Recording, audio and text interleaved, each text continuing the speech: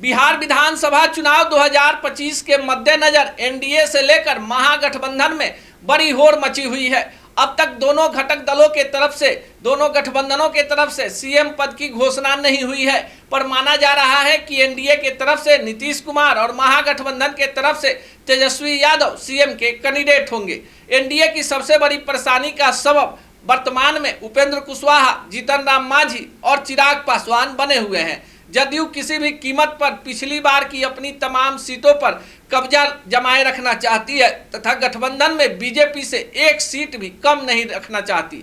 अभी बीजेपी के सामने सबसे बड़ी दुविधा यह है कि जीतन राम मांझी, उपेंद्र कुशवाहा और चिराग पासवान उसके तरफ से एनडीए में शामिल हुए हैं। इसलिए जदयू बीजेपी पर दबाव बना रही है कि अगर घटक दलों के नेता ज़्यादा सीट चाह रहे हैं तो बीजेपी को बड़ी कुर्बानी देनी होगी। पर बीजेपी के अंदर भी कई सारे ऐसे नेता हैं जो मानते हैं कि यही मौका है कि बीजेपी सबसे बड़े दल के रूप में जिस तरह से बिहार में स्थापित हुआ है 2025 में सबसे ज़्यादा सीटों पर चुनाव लड़े। बात सिर्फ एनडीए की ही नहीं रह गई है, महागठबंधन में भी होड़ मच गई है। महागठबंधन में मुकेश साहनी और कांग्रेस आंखें दिखा रहे हैं। कांग्रेस को 100 सीटें चाहिए तो मुकेश साहनी भी 50 सीटें मांग रही हैं। लेकिन खबर है कि आरजेडी किसी भी कीमत पर 120 से 30 सीटों पर खुद चुनाव लड़ेगी और बाकी सीटें गठबंधन के दलों को बांटा जाएगा।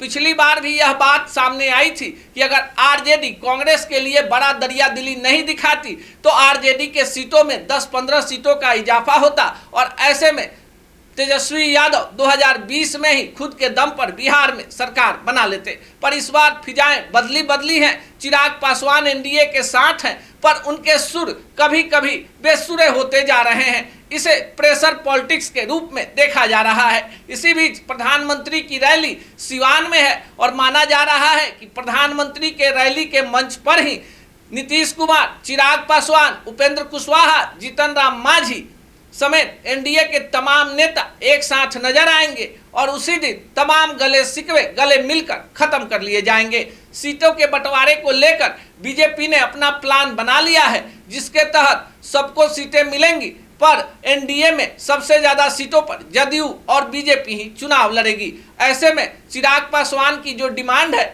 उसमें कुछ कटौती की जा सकती है।